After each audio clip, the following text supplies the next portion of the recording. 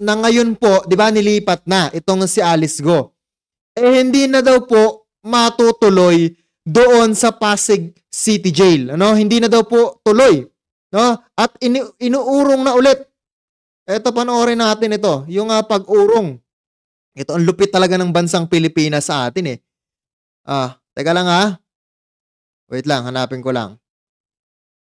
Saglit lang ha.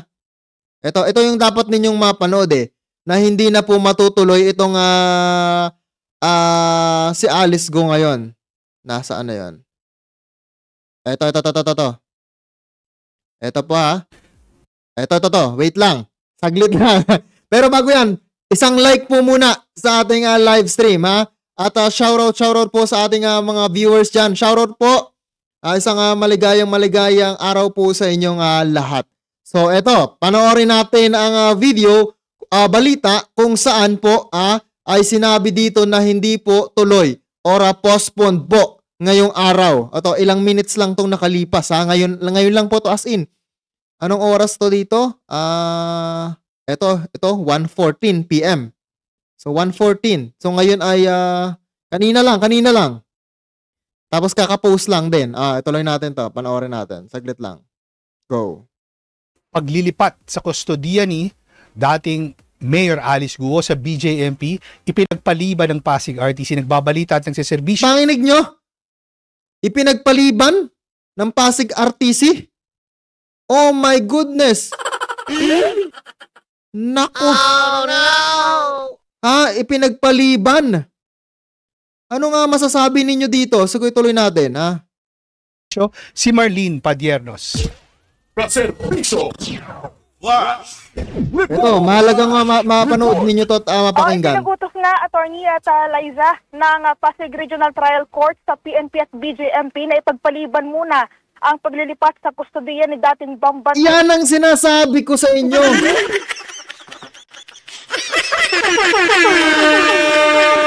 Narinig nyo yun, ha? Hindi ako may sabi. Hindi to fake news. Ayon po, sa Pasig RTC ay ipinagpaliban ang paglipat dito kay Alice Go. Anong kalokohan ito? Diyan na, shoutout po kay Ena Maige. Diyan natin mapapatunayan ng mas magaling ang mga protector na ayaw ikanta ni Alice Go o mga supposed prosecutors na at bantay ng bayan. Ano to? Anong kalokohan ito? Pasig RTC. Pinigilan ang paglipat. Ano yan? Akala ko ngayon, nandun na si Alice Go eh. Panoorin natin, pakinggan natin. Mayor Alice Guo. Ito ang kinumpirma ni PNP spokesperson Police Colonel Jean Fajardo sa nagpapatuloy ng pulong balitaan ngayong araw sa Campo Crame, batayan niya sa inilabas na pinaghuling utos ng korte hinggil sa inihaling urgent motion ng kampo ni Guo kaugnay sa hiling nitong manatiling nakapiit sa PNP custodial facility. Yun yung gustong-gusto ng kampo ni Alice Go na manatili sa PNP custodial. Nako! Na ngayon, pinagbigyan naman ng Pasig RTC. Oh my goodness. Bakit? Maluwag ba sa PNP? Maluwag VIP ba ang touring doon kay Alice Go kaya gustong-gusto doon? Nako ka. Dahil sa umano'y banta sa kanyang buhay. Yun! Yun pala ha. Yun pala ang dahilan nila. May bantas. Talagang yung death threats hanggang ngayon, yun pa rin ang kanilang dahilan, no? Yun pa rin ang kanilang ginagawang paraan para maging VIP treatment pa rin ito sa Alice Go. Hindi naman mapatunayan na may death threat. Wala nga pong masabi sa Senado. No, at yun ay hindi pinaniwalaan ng Senado, hindi siya pinaniwalaan ng mga kongresista na mayroon pong death threat itong si Alice Go. So ngayon, naniwala naman po itong Pasig RTC. Kaya hindi itinuloy doon sa Pasig City Jail. Anong kalokohan yan? Anong masasabi niyo dito, mga kababayan, ha? Sa balitang ito na hindi natuloy, akala natin, di ba? Ngayong araw, ando na. Di ba? Ando na. Ito yung sinasabi ko sa inyo kanina na kailangan nyong mapanood. Ando na. Natanggap na nga 9:33 AM daw. Natanggap. Pero ngayon, ipinagpaliban. Ano yan?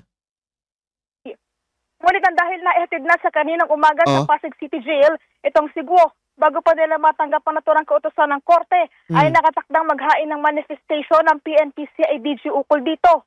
Kasabay rito sinabi rin ni Colonel Fajardo, nakaklaruhin nila sa korte kung kinakailangan bang ibalik muli sa PNP Custodial Oh. Center si Guo, kasunod ng nasabing utos. Sa ngayon ay mananatili muna sa kustodiya ng Pasig City Jail si Guo, Oh. habang wala pang nagiging paglilinaw ang korte ukol dito. At Ang gulo nila, no? Ang gulo. Oh, no! Napakagulo ng sistema nila. Alam niyo yon? Hindi na malaman kung ano ba talaga. Diba, sa Valenzuela nakapag-piyansa.